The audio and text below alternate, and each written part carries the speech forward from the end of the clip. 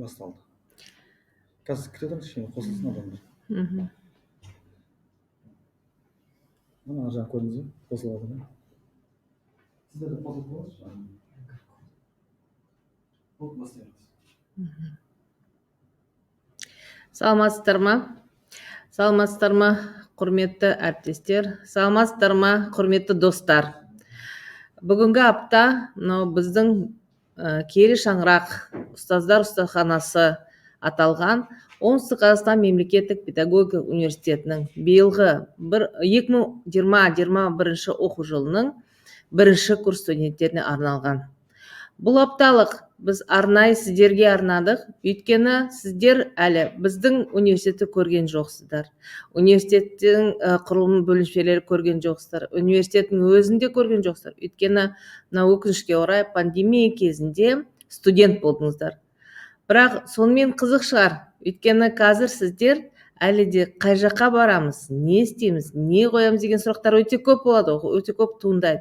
Сондықтан сіздердің сұрақтарына жауап беру үшін және де біздің университетпен таныстыру үшін мен бүгін сіздермен тікелей эфирге шықтым. Менің фамилиям Сугербаева Гүлжан Дәулетбекқызы. Осы университеттің басшысымын. Осы университеттің 1987 жылғы түлегімін. Биылғы оқу жылы бізде пандемия кезінде де қашықтықтан басталды. Сондықтан соңғы апта, 7-ші аптада сіздер бәріңізде де бірінші рейтинг тапсырдыңыздар. Осы рейтинг кезіндегі туындаған барлық сұрақтарға жауап беруге дайынмын. Сондықтан тағы да бір рет сәлем дейміз сіздерге. Мынау ең бірінші біздің өзіміздің тарихымызбен таныстыруға рұқсат етіңіздер. Біздің университет 1937 жылы құрылған. Қазіргі таңда 83 жыл тарихы бар. Университет 37 жылы 2 жылдық мұғалімдік институт болып ашылған. Содан кейін 1954 жылы осы университет учительский мұғалімдік институтына айналған. Содан бері Қазақстанның түкпір-түкпірінде біздің түлектеріміз жұмыс атқарып келе жатыр. Сіздердің де мүмкін мұғалімдеріңіз, өздеріңіз үйлеріңіздегі ата-аналарыңыз осы университеттің түлегі шығар деп ойлаймын. Өйткені түлектерді шығаруда біздің ұстаханамыздың 83 жылдық тәжірибесі бар. Ал өзіміздің тарихына тағы да бір оралсақ, университет 2017 жылы қайтадан университет болып жанданды. Ал оған дейін үлкен және де қиындықтар толы тарихы бар.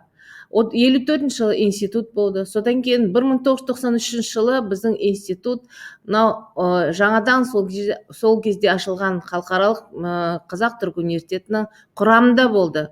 2010 жылға дейін біздің университет сол университеттің құрамында болды. Содан кейін 2011 жылы бірінші президент Нұрсұлтан Назарбаевтың жарлығымен қайтадан оңтүстік өңірінде мемлекеттік университет ашылды. Сондықтан біздің университет мемлекеттік түрде мұғалімдер дайындап келе жатыр. Және мынау біздің мақсатымыз осы оңтүстік өңіріне, Қазақстанға мұғалімдер дайындау. Сондықтан да біз ұстаздар ұстаханасы деп аталамыз. Әрине, тарихымыз бай. Қазіргі кезде біздің университетте 6 факультет жұмыс атқарады. 4,5 астам студенттер оқып жатыр. Соның ішінде биыл біз 1000-нан астам жаңа мектеп бітірушілерді өзіміздің қатарымызға қосып алдық. Сондықтан сіздерді шын жүректен құттықтаймын. Студент аталғандарыңыз құтты болсын. Біздің университетке қош келдіңіздер. Енді сіздердің әрине жаңа айттым ғой мен, сұрақтарыңыз мүмкін болатын шығар. Өйткені мына оқуда, тәрбиеде, ғылымда біздің жетістіктеріміз өте көп. Сондықтан бірінші курстарда сол жетістіктерге қосылу керек. Сіздердің араларыңызда осы аптада біз өте көп іс-шаралар өткіземіз. Әрине сол іс-шараларда өздеріңіз белсенді қатысып, өздеріңізді көрсету керексіздер. Өйткені біз де білмейміз, кім келді біздің қатарымызға, қандай адамдар келді дегенде. Бірақ бір қуантатын нәрсе, сіздер бәріңізде мынау ұлттық бірыңғай тестіде 70 балдан жоғары алған білікті түлектерсіздер. Сондықтан ол бізді қуантады. Мынау университет бұрыннан жақсы білікті мамандар шығарып келе жатыр. Сондықтан сіздерге де болашақта осы университетте оқып, әрине біздің студент болып, содан кейін ары қарай жалғастырамын десеңіздер, бізде магистратура бар, бізде докторантура бар, 22 мамандық бойынша магистратура бар, 11 мамандық бойынша бізде докторантура бар. Сондықтан сәлеметсіздер ме, қош келдіңіздер, сұрақтарыңызды күтемін. Әрине жаңағы тарихқа тағы да бір үңілсек, тарихымызда жаңа айттым ғой, көптеген мынау қиындықтарын өттік. Бір жылдары біз жеке меншікке дайындалдық. Қазіргі таңда 2017 жылдан бастап біз Оңтүстік Қазақстан мемлекеттік педагогика университеті деп аталамыз. Басқа университетке қарағанда біздің университет осы жылға дейін мынау мемлекеттік диплом беріп келе жатыр. Әрине мынау 2021 жылы бізге өзгеше жыл. Өйткені былтырдан бастап, 2019 жылдан бастап біз коммерциялық емес акционерлік қоғамда айналдық. Ол бізге қандай статус берді? Бір жағынан біз өзіміз қазір шешіп келе жатырмыз барлық мәселелерді.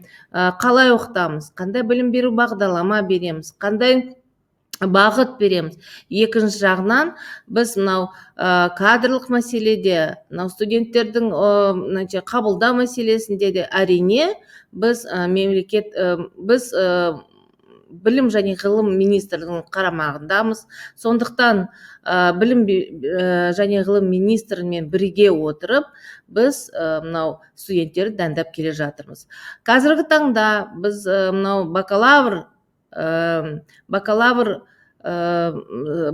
бакалавриатта мынау 34 мамандық бойынша білім беріп келе жатырмыз. Жаңа айттым, магистратура бойынша 22 мамандық, 11 мамандық докторантурада.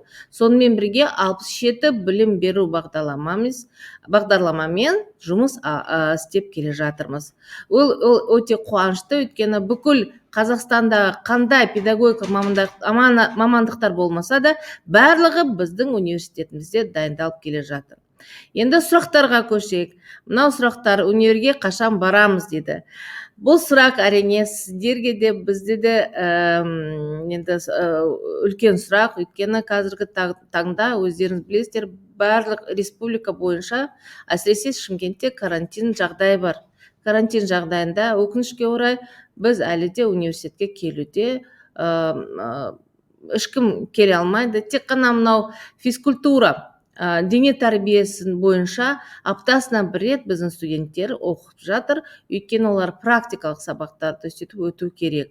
Әрине мынау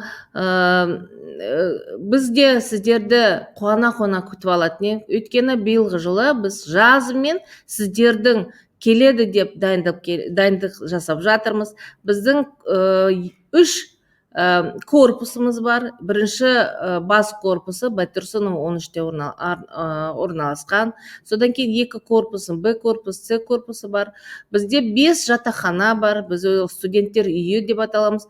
Құдай қаласа келген кезде сіздерді бәрін орналастырамыз. Қазіргі таңда 42 біздің студентіміз мынау пандемия кезінде ауылдарында интернет жоқтығынан қазіргі таңда осы университеттің қасында бірінші студенттер үйінде орналасқан. Сондықтан біз қазір сіздерге де дайындық жұмысы жүргізіп жатырмыз. Барлық корпустарда ремонттан өткізілді. 140 жаңа компьютер алынды. Бірнеше құрал жабдықтар алынды. Сіздер үшін арнайы мынау корпустарда, жатақхананың барлығында ремонт жүргізіліп, барлығы сіздердің келуіне дайын. Енді сұрақтардың ішінде көбінесе барлығы қазір менімен амандасып жатыр, саламатсыздар да. Енді сұрақтар қойсаңыздар. Мынау әсіресе бірінші мынау жүргізіп жатқан жұмыстарыңызға рахмет дейді, ризамыз. Сіздерге де рахмет бізді таңдағандарыңызға. мынау болашақта кездесеміз. Шетелге оқуға жағдай жасалған ба? Әрине жасалған. Бізде қазіргі таңда бізде 47 мемлекетпен бізде келісімшарттар бар. Ол екінші курстан бастап бір семестрге, 6 айға, енді қыркүйек айынан желтоқсан айына дейін бізде жағдай жасалған. Біздің студенттер Лодзь қаласына, содан кейін Прибалтика елдеріне, Венгрияға, Польшаға баруға мүмкіндіктері бар. Сондықтан сіздер де ертең күні келген кезде, офлайн өткен кезде сіздер ол мүмкіндікке ие бола аласыздар. Апай, шетелге оқуға бара алмаймыз. Бара аласыздар, неге барамайсыздар? Так, студенттік билет қашан беріледі? Осы жылдан бастап бізде студенттік билет біз береміз сіздерге. Өйткені, мынандай карточка түрде береміз. Бірінші орында бір пәннен 4 повышка ала алам ба? Бір пәннен 4 повышка деген, онда бір пәннен повышка деген, енді повышка деген ол стипендия ғой. Стипендиядан бізде біз мынау президенттік стипендия бар, жай стипендия бар. Биылғы сіздердің стипендияларыңыз 42 000. Ол да басқаларға қарағанда жоғары. Ағылшын тіліне артықшылық беріле ме? Әрине беріледі. Әсіресе мына жаратылыстану білім бағыты бойынша біз ағылшын тілінде сабақ беріледі, және де болашақта мынау академик ұтқырлыққа баруға мүмкіндік бар. 2 айдың стипендиясы қашан түседі? Стипендия қазіргі таңда бізде мынау мәселені шешіп жатырмыз. 3-ші, 4-ші, 2-ші курстар стипендияны алды, сіздер де аласыздар. Мектепке баратын практика қалай болады? Енді бұл жоғары курс студенттері сұрақ болуы мүмкін, олардан сұрақ болуы мүмкін, өйткені практиканы біз ендігі семестрге ауыстырғанбыз. Құдай қаласа пандемия тоқтатылса, практикаға барасыздар. Содан кейін биылдан бастап біз сол практиканы сіздердің ауылдарыңызға жіберуге мүмкіндік жасаймыз. Өйткені ертең күні практикадан өтіп, 3-ші, 4-ші курстан кейін сіздер ауылға баруға және ауылда өздеріңіз жұмысқа орналасуға мүмкіндіктеріңіз болады. Грантқа қалай ауысуға болады? Грантқа осы семестр оқисыздар, әсіресе 1-ші курс. Жоғары балдар алсаңыздар, жаңа тек қана 4-5-ке оқысаңыздар, GPA балы 3-тен жоғары болса, және де бізде мынау білім және ғылым министрлігінде гранттар босаса, мысалы біреулер оқи алмайды, біреулер гранттан бас тартады, өздері оқудан шығады. Сондай жағдайда біз конкурсқа сіздердің документтеріңізді жібереміз. Былтыр сонда 58 бала жақында мынау сессия нәтижесінде жақсы дәрежеге жетіп, жақсы деңгейде сессия тапсырған біздің студенттеріміз, 68 студент, өте қуаныштымыз, осындай жақсы хабар келді, және олар мемлекеттік грантқа ауысты.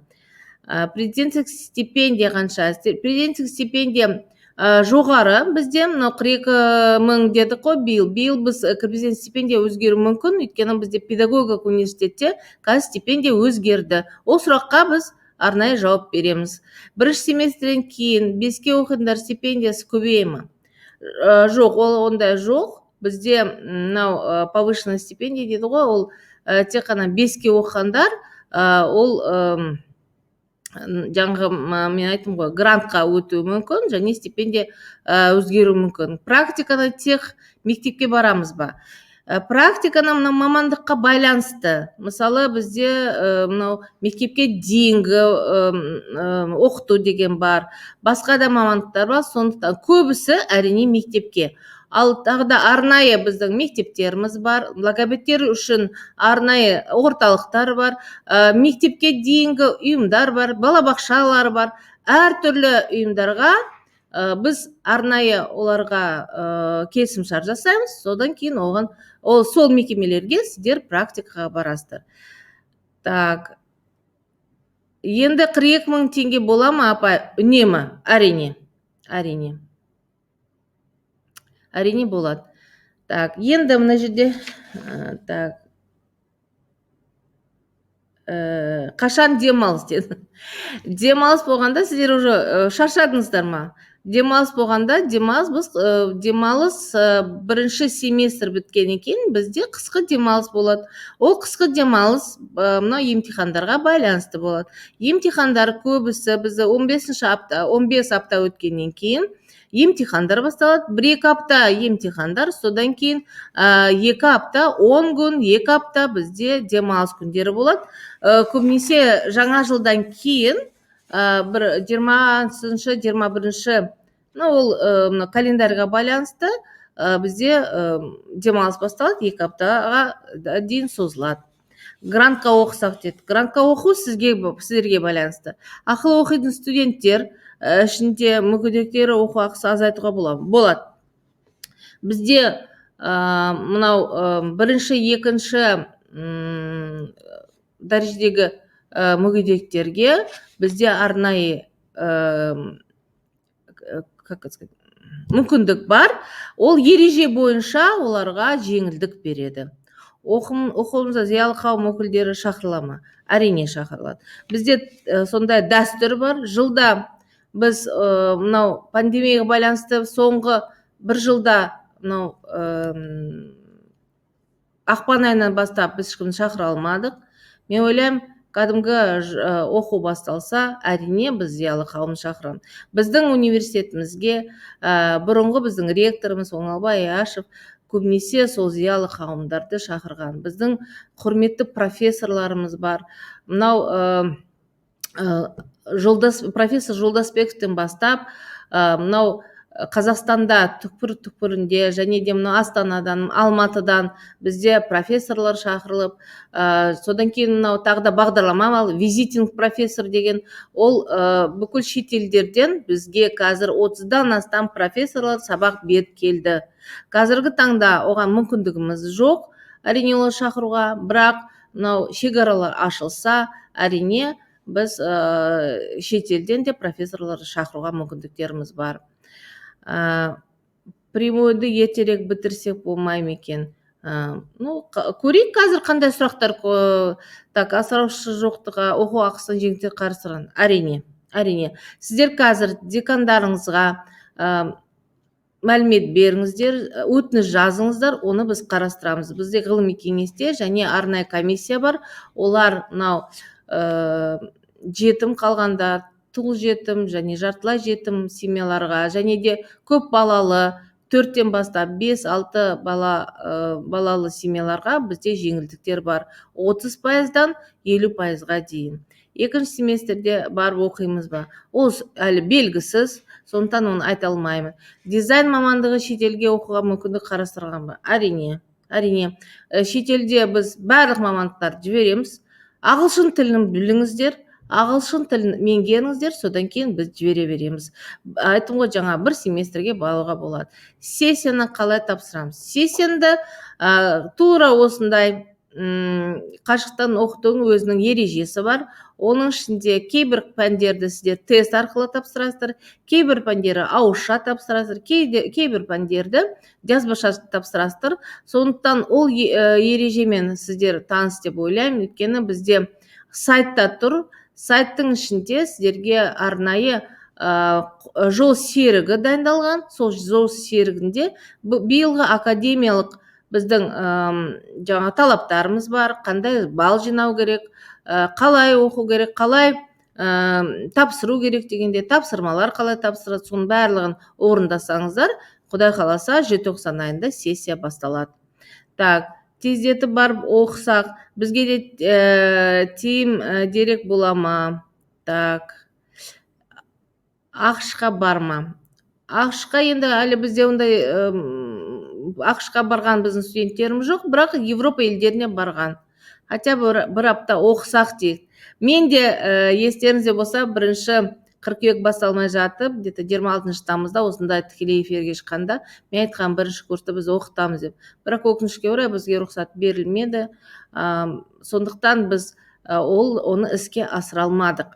Қазіргі таңда айттым ғой, кейбір студенттеріміз, бірінші курсында студенттері, олар барлығы байланысқа шыға алмағандар, барлығы біздің университетте. Олар бірақ тоже қашықта оқиды. Бірақ біздің жатақханамыз жатыр. Апай, квестке ертең университетке барамыз ба? Оны мен білмеймін, оны ұйымдастырушылар біледі. Біздің жастар саясаты бөлімі бар. Жастар саясаты бөлімі өткізіп жатыр. Оның квесттің барлық нәрселерін сол кезде білесіздер. Так, ары қарай. Рахмет. Мына жерде әртүрлі. Так, жемқорлыққа тап болған жағдайда не істесе болады? Вот. Жемқорлыққа тап болған жағдайда бізде арнайы комплайенс офицер деген кісі жұмыс атқарады. Содан кейін менің телефоным, тікелей телефоным бар. Ол біздің сайтымызда тұр. Маған хабарласыңыздар.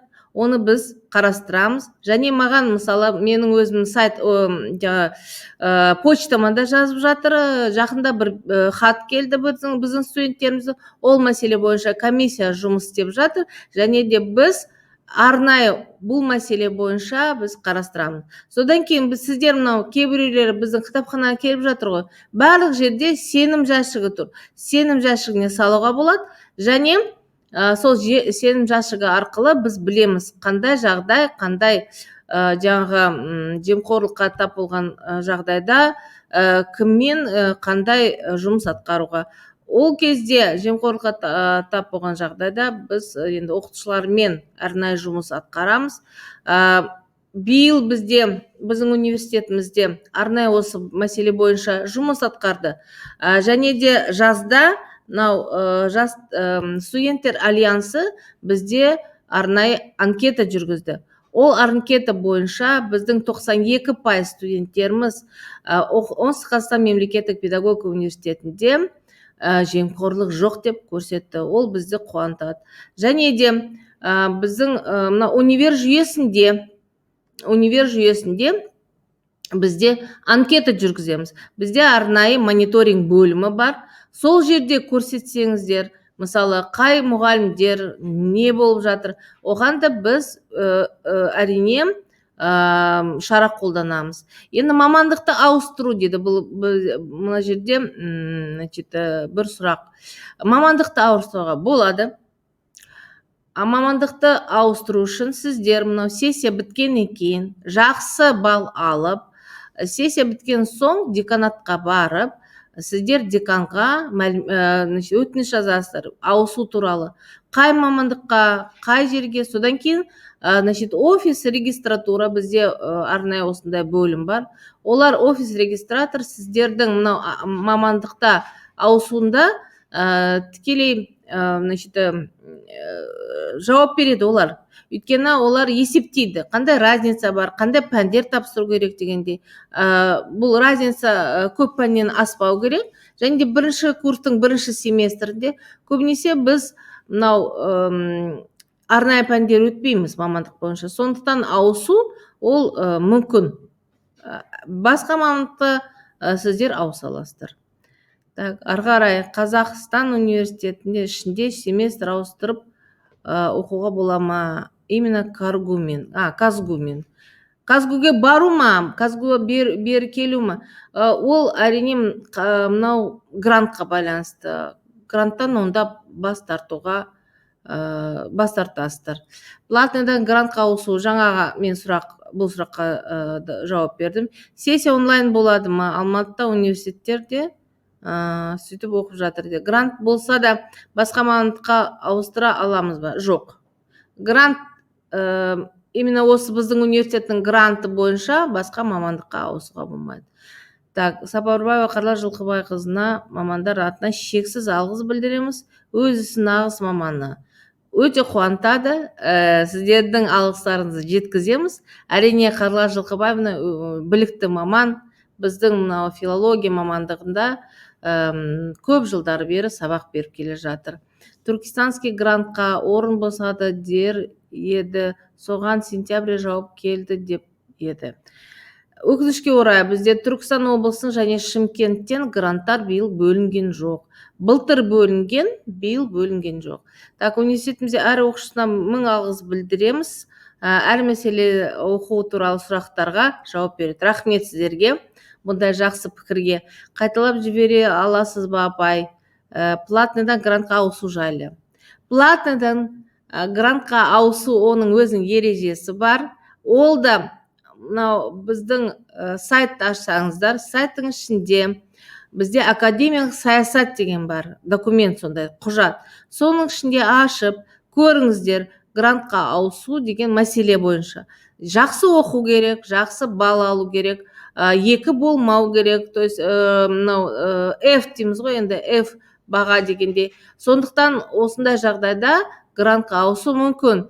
Тек қандай жағдайда мынау министрлікке бұрынғы гранттардың егелері гранттан бас тартса, оқи алмаса, және ол гранттар бізге берілсе, сонда ғана біз сол гранттарға конкурс жариялаймыз, жарыс.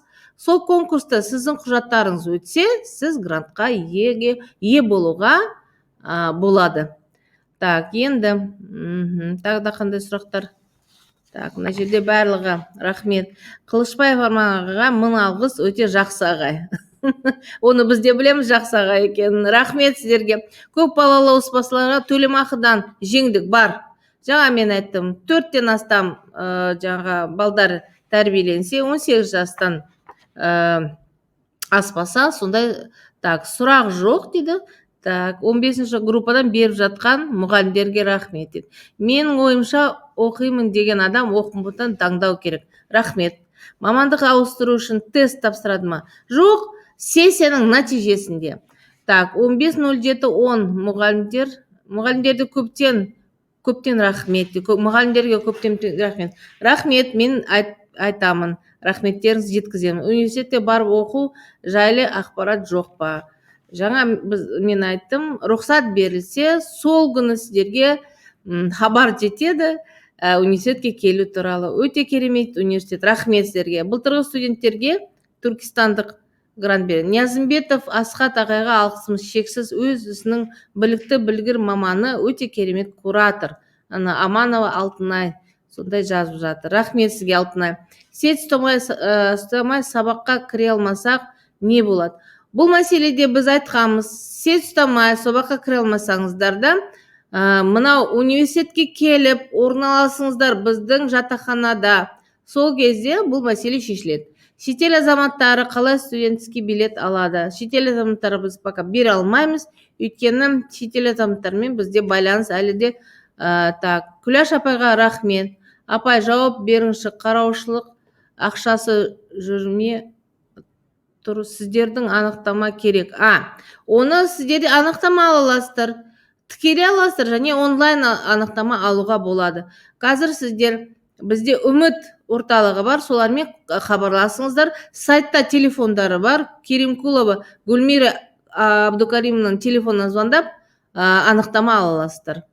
Так, Гүлназ Берік қызына көп рахмет. Рахмет сіздерге. Назирадан, Насибадан, Нұрболат ағайға көп алғыс. Рахмет, біздің тарихшылар жазып жатырдық деген.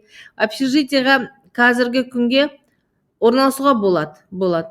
Оңай картасы маршруттарда бәріне студенттік. Ол мәселеде шешіліп жатыр, өйткені біз студенттердің бәр мәліметтерін жинап алғамыз, және мынау арнайы қорға оларды тапсырғамыз. Королева, сессия құламау керек, главное. Да, дұрыс айтады. Біз былтыр грантқа өтініш жазған едік. Соның жауабы келді ма? Жауап беріп өтсеңіз. Келді. 68 грант алдық. Қазір гранттардың иегерлері біз құттықтап жатырмыз, және біздің осы бір апта болды келгеніне, даже бір апта емес, аптаның четверг күні келді жауап МОНнан. Нұрболат ағай ең керемет ағай. Согласны. Нұрболат ағайға рахмет, өте күшті ағай, білімді, молодец. Әмірханов Азамат ағайға алғысым шексіз. Рахмет, Садуақас деген біздің студентіміз. Так, Сәуле апайға 1000 алғыс дейін. Мейрамбек деген біздің оқырманымыз. Оңай картасын универге бере ма? Иә. Шетел азаматтар, ол түсінікті, шетел азаматтармен байланыс. Так, спасибо, Кожамкулова Айгерім. Так, передадим обязательно, Жания вот передает. 14.03 10 тобынан көп жасар ағайға рахмет дейді. Рахмет сіздерге. Гүлназ апай ең күшті педагог. Сәуле Қожахметовнаға алғысым шексіз. Рахмет. Блоктан 70-тен төмен болса стипендиядан айырыламын ба? Жоқ, айырылмайсыздар. Ол жерде өзінің арнайы жаңа академик саясатты көру керек. Сол жерде ол жазылған. Так, филология факультетін Тоғатай Қалтауына мақтан етеді. Рахмет сіздерге. Майра апайға рахмет айтады. 1000 алғыс дейді. Так, сіздерге алғысым шексіз. Жанар апайға рахмет. Сәбит Бейсенович күшті ағай. Рахмет сіздерге. Біздің апай ағайларымыз бәрі көріп жатыр бұл тікелей эфирде. Сондықтан сіздердің мынау алғыстарыңызға сіздерге рахмет. Енді проблемалары айтыңыздаршы енді. Енді бір-бірімізге мақтай берсек, одан ештеңе шықпайды. Проблема болу керек. Шартмен түскендерге көмек бола ма? Тестте.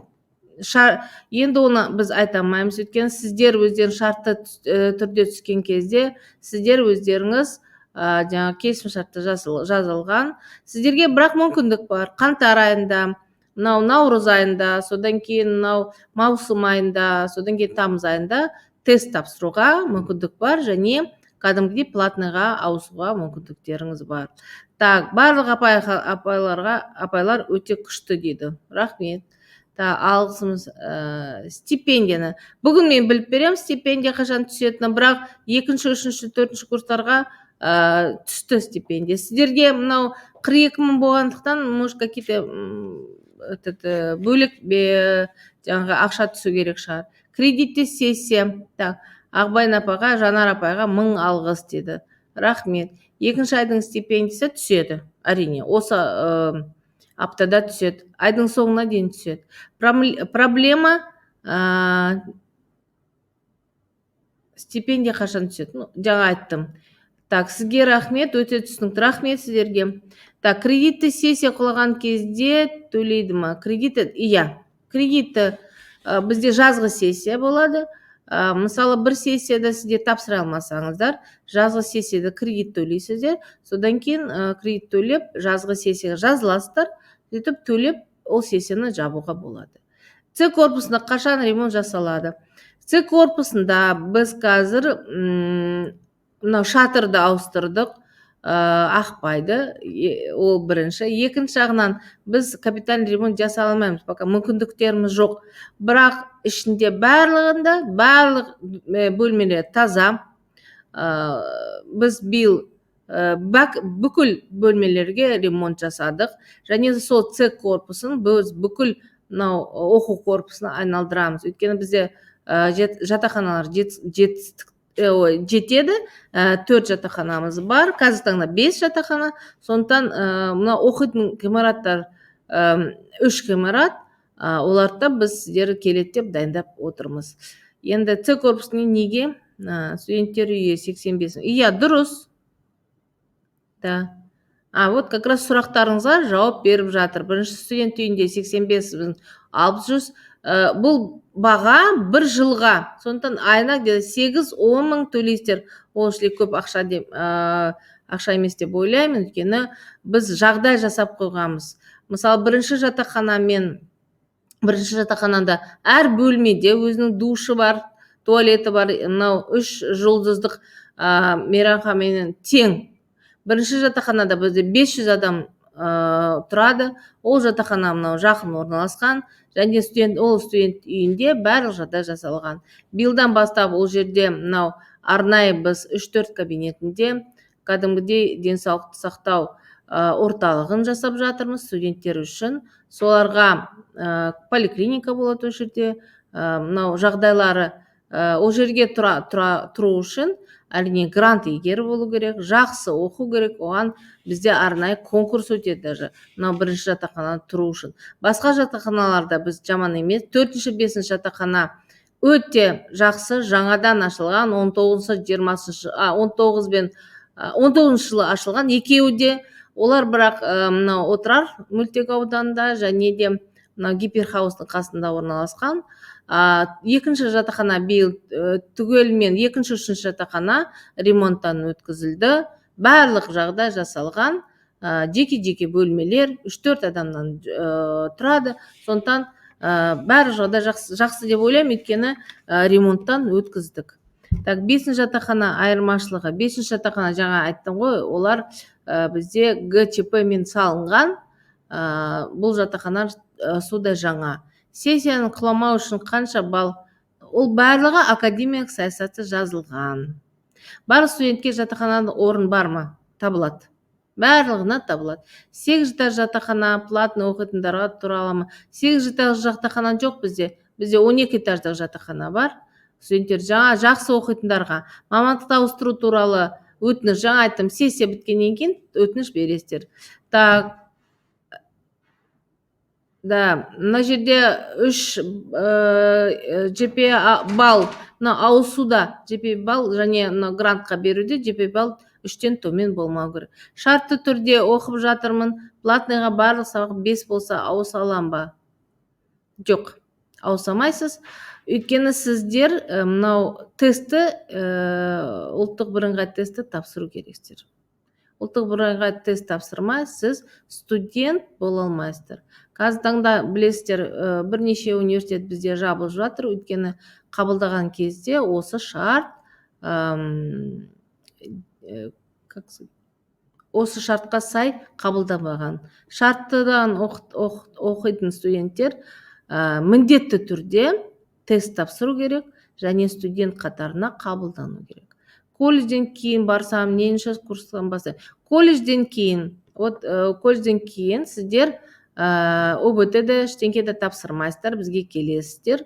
Содан кейін, ең көбі 3 жыл оқиды.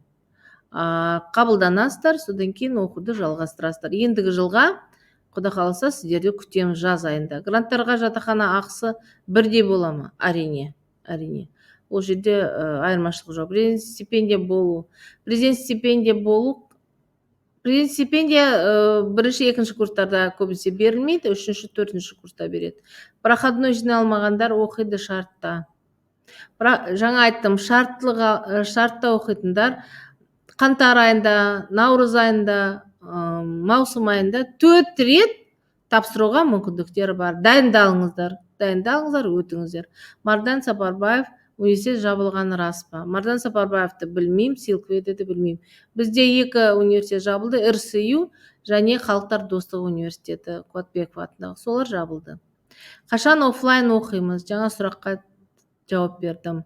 Оны ешкім білмейді, мен де білмеймін. Сондықтан сіздерді біз күтеміз.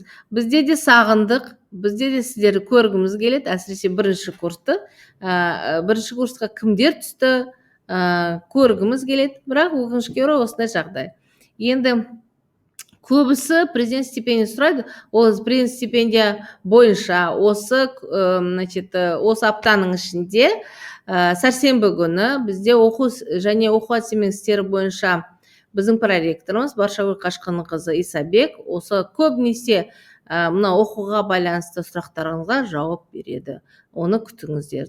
Сессия тест түрінде бола ма?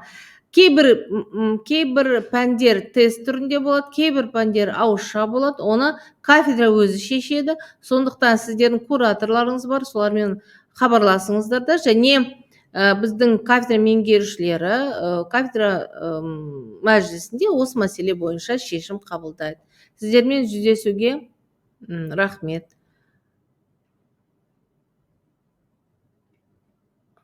Так, саламатсыз ба дейді кейбіреулер енді қосылып жатыр. Тез барайықшы универге. Мен де соны ойлаймын. Тез келіңдерші университетке. Так, президент стипендия. Президенттік стипендияны қоймайсыздар. Мен айттым ғой, президенттік стипендия тек қана 5-ке оқитындар және ғылым, білім және тәрбиеде дестерге алғандар президенттік стипендияға ие болады. Оған арнайы конкурс жарияланады. Былтыр сол конкурсқа бізде 40-тан астам студент қатысты. Соның ішінде тек қана 5-6-ны біз іріктеп алдық. Сонда президент стипендия көбінесе 3-ші, 4-ші курста алынады. Қашықтан оқитын сыртқы бөлім студенттеріне оқу ақысынан жеңілдік бар ма? Жоқ. Ол жерде біз оқу ақысын қысқарттық, сондықтан ол жерде жеңілдіктер жоқ. Кешіресіздер.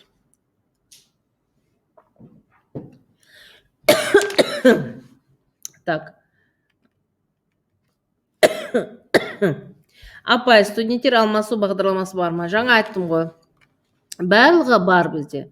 Келісімшартпен түскендер январьда қандай тесттен? Кәдімгі тест, білім және ғылым министрлігі арнайы тест өткізеді. УБТ сияқты өтеді, 4 пәннен. Соған сіздер қайтадан тапсырасыздар. Шарты деген не? Шарты дегеніміз мынау жазғы кезеңде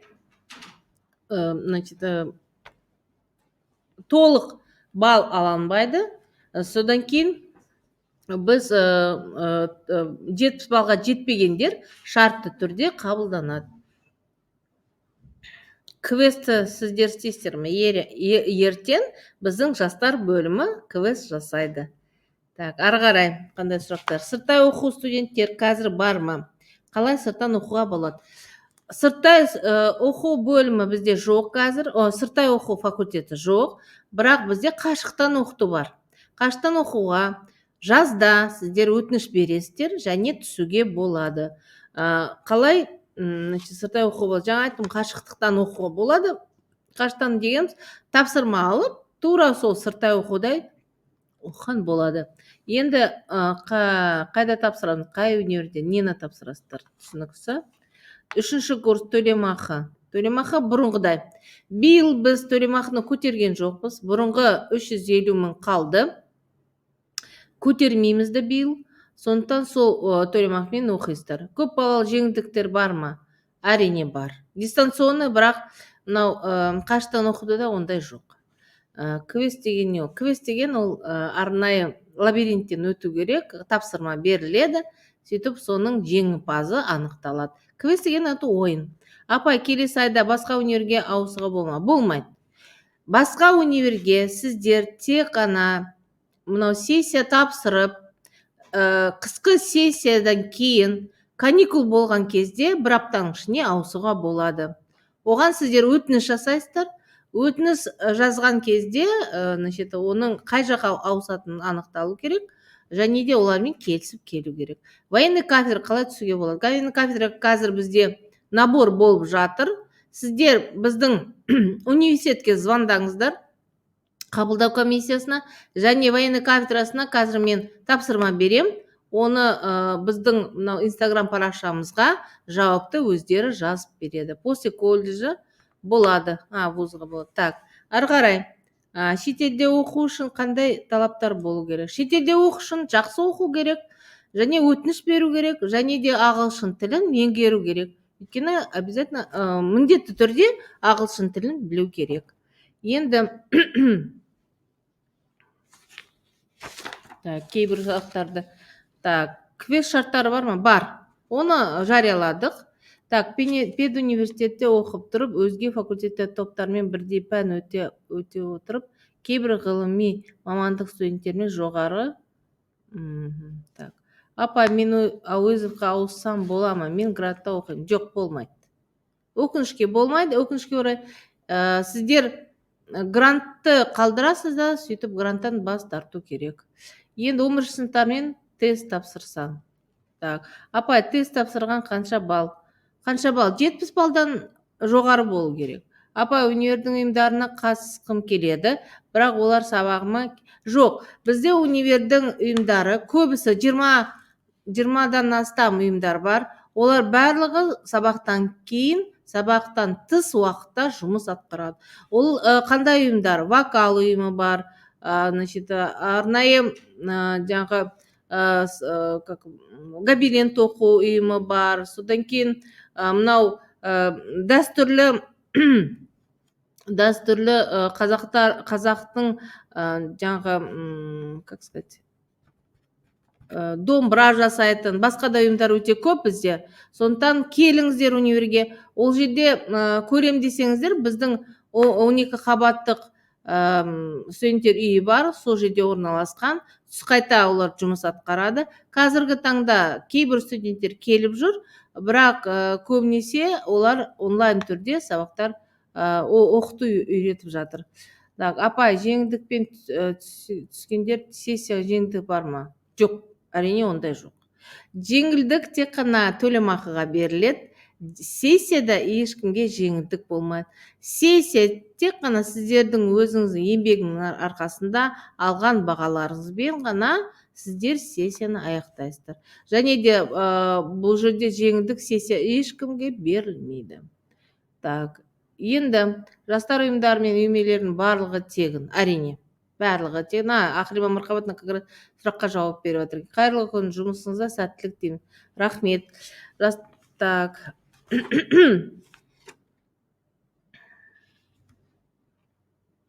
Мемлекеттік вуз қаламыз ба дейді. Осы сұраққа жауап берейін. Біздің атымыз Оңтүстік Қазақстан мемлекеттік педагогика университеті. Осы атымен қаламыз. Әрине, жаңа мен айттым, коммерциялық емес акционерлік қоғам. Бірақ Қасым-Жомарт Тоқаев соңғы жарлығымен мемлекеттік университеттер және ұлттық университет сатылмайды деді. Сондықтан біз жекеменшік болмаймыз. Біздің жалғыз акционеріміз Қазақстан Республикасының білім және ғылым министрлігі. Сондықтан біз барлығы заңдарды частный болмаймыз. Қорықпаңыздар, біз мемлекеттік. Бұрынғы өзіміз статусымызды сақталдық, атымен сақталдық. Бірақ мынау автономия дейміз ғой, университеттерге қазір автономия берілді және әртүрлі заңдар өзгерді. Бірақ біз бәрімізде барлық мынау университет біздің жалғыз акционеріміз білім және ғылым министрлігі. Сондықтан біз сол кісілерге бағынамыз және бағдарламамызды барлығы да соған сай жасаймыз. Оған қорықпаңыздар. Жатақханада тұрмаған уақыттағы ақшаны оқуға қашан аударады? Сіздер өтініш беріңіздер, біз қазір аударып жатырмыз. Апай, соттың шешімі келді, грантқа өткеніміз рас па? Рас. 68 адам грант алды. Өздеріңіз білесіздер, былтыр өте үлкен жанжал болды. 58 баламыз грантқа өтемей қалды. Біздің бұл жерде бұрынғы басшыларымыз оған кінәлі болды. Сондықтан біз қазіргі кезде мемлекеттік грантты бөлді білім және ғылым министрі. Ол кісілерге рахмет. Біздің жағдайымызды ескере отырып, және біздің студенттеріміз жетістіктері мол болды. Биыл екінші жазғы сессияда олар жақсы балл алды, сөйтіп грантқа өтті. Ол грантқа өткен барлық балдар өздері білет, ата-аналар қуанып жатыр, олармен бірге бізде қуанып жатырмыз. Біз үшін бұл үлкен жетістік, біз үшін үлкен мақтаныш. Так, ауылдық квотаны айтып жатырсың. Ауылдық квота бұрынғыдай бар. Ауылдық квотаның өзінің де арнайы шарттары бар. Мысалы, грантқа түскендер оқудан кейін 3 жыл жұмыс істеу керек. Мемлекетімізге өзінің келісімшарт бойынша олар жұмыс істеу керек. Бірінші семестрден кейін соң грантқа ауысуға болады. Жаңа айттым, бұл сұраққа жауап бердім. Жақсы оқысаңдар, гранттар бізде босаса, сонда жағдайда сіздер сол кезде сіздер грантқа ие бола аласыздар. Так, студенческий билет деді, стипендия алып жатыр педагогтар. Енді грантқа өткендеріме контракт жасайсың ба? Дайын болғанда стипендия қанша аласыздар? Стипендия 42 мың аласыздар. Грантқа өткендер 42 мың стипендия аласыздар. Оған толық біз теннис кружок бар ма? Өкінішке орай бұнда теннис кружок жоқ, бірақ бізде барлық спорттық түрде жаңағы үйірмелер бар. Бізде арнайы спорт клуб жұмыс жасайды. Балет бар дейді. Балет емес, хореография бар. Хореография біз арнайы қазір кабинет дайындап жатырмыз, бірақ хореографтар бар. Бізде би үйірмесі бар, оған қатысуға болады. Апай, басқа мамандық ауысу үшін шығармашылық тапсырғандар, әрине, шығармашылық тапсырғандар басқа мамандықта ауысу үшін бұл мәселеде біз толық сіздерге жауап бере аламыз. Вот как раз сәрсенбі күні осында тікелей эфирге қатысыңыздар. Апай, 90 жинаса сессияға грантқа өте аламыз ба? Грантқа өту үшін грант босау керек. Грант босаса, сіздің мамандық бойынша грантқа өтуге мүмкіндіктеріңіз бар. барлық ұйымдарда туралы толық ақпарат кімнен қайдан аламыз? Барлық ұйымдар туралы ақпарат біздің сайтымызда тұр. Соған кірсеңіздер, біз туралы деген парақшаға кіресіздер, соның ішінде көресіздер қандай үйірмелер бар. Тәрбие ісі жөнінде бізде проректор бар, Ақрима Мархабатқызы Байғұтова. Оның телефон бар, сонымен хабарласуға болады. Және мынау парақшаға жазыңыздар. Осы парақша біздің жастар, оқымпи жастар деп аталады. Осы жерге жазсаңыздар, біздің жастар саясаты бөлімі меңгеруші Айдана Айнабек және сол бөлімде жұмыс атқаратын қызметкерлер сіздердің сұрақтарыңызға толық жауап береді. Так, прямой сақтала ма дейді? Сақталады. Үйірмелер ақшамен? Жоқ, үйірмелер барлығы тегін. Волейбол бар ма? Бар. Волейбол бар. Так, тағы да қандай сұрақтар? Тегін, барлығы тегін.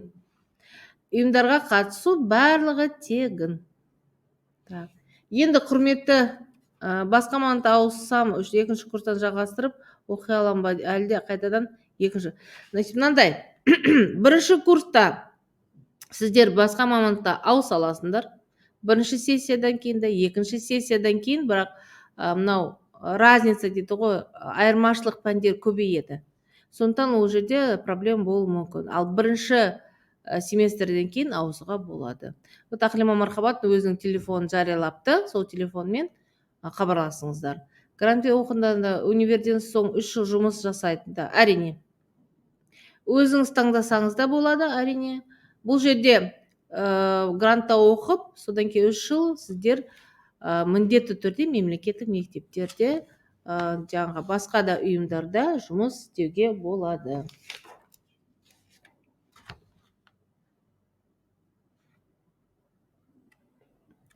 Так, арқара, магистранттар қандай шетелге? Магистранттар тәжірибе бойынша шетелдік, оларда тәжірибе бар. Так, тағы да сұрақ. Ол ұйымдарда шартты түрде оқу түскендер бәрі тест тапсырма. Әрине. Рубежка. Рубежка дейді. Рубежка деп аталайды. Әрине бұл ағымдық және мынау сессия алдында 2 рет тапсырылады. 7-ші және 15-ші аптада, содан кейін сессия басталады. Сіздер оның барлығын академия саясат бізде ілініп тұр сайтта, содан оқи аласыздар. Сессияны барып тапсырамын? Жоқ. Бұл сессияда қашықтан өтетін шығар деп ойлаймын. Сондықтан бұл сұрақта апай, сосын егер университет барып оқитын болса, форма киесіздер? Жоқ.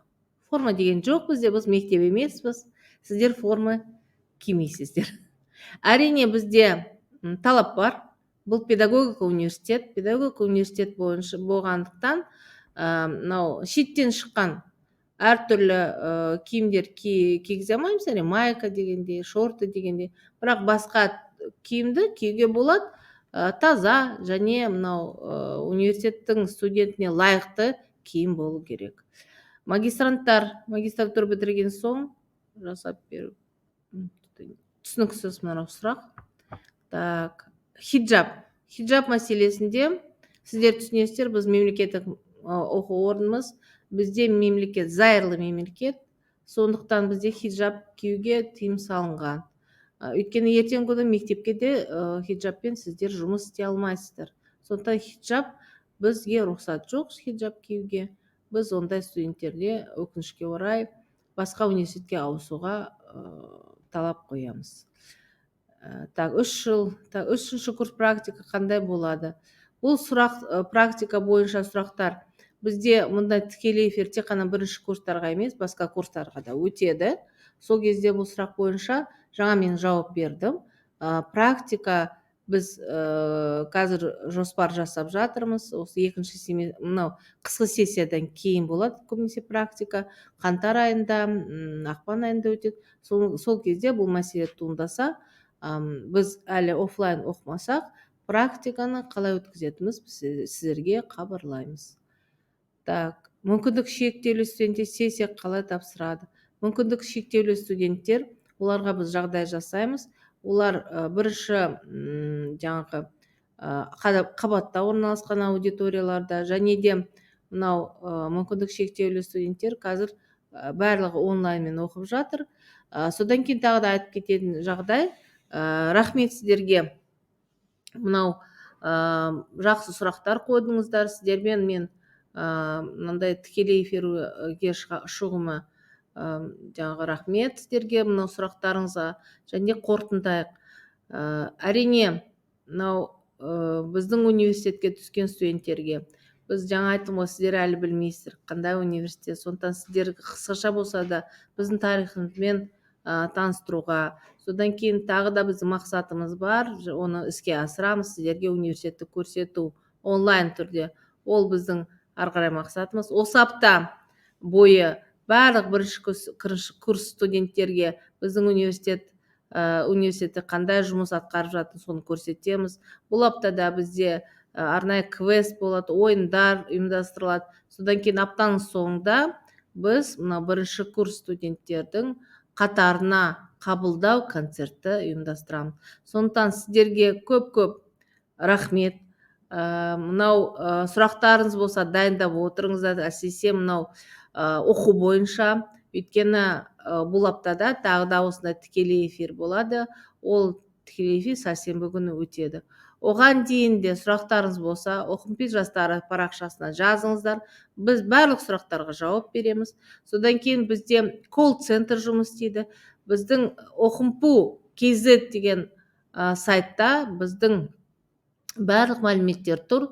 Соның ішінде барлық телефондар бар, офис регистратураның, жаңағы басқа біздің ұйымдардың, басқа біздің бөлімшелердің телефондары бар, басшыларының. Солармен тікелей хабарласыңыздар. Сіздердің сұрақтарыңызға бәріне жауап береміз. Сіздердің барлық ойларыңызда тұрған барлық мәселелерді біз білеміз, түсінеміз. Өйткені қиын университетке бармай оқу деген, қашықтан оқыту өте қиын нәрсе, бірақ сіздер мынау бірінші апта, 7 апта оқып шықтыңыздар, баға алдыңыздар. Сол мәселе бойынша қандай сұрақтар болса, сәрсенбі күні ол сұрақтарға біздің проректор Исабек Башоқашұлы жауап береді. Сондықтан сіздерге тікелей эфирге қатысқандарыңызға рахмет. Мынау жаңа айттым ғой, барлық сұрақтарға жауап беруге біз дайынбыз. Сау саламат болыңыздар. Сау болыңыздар.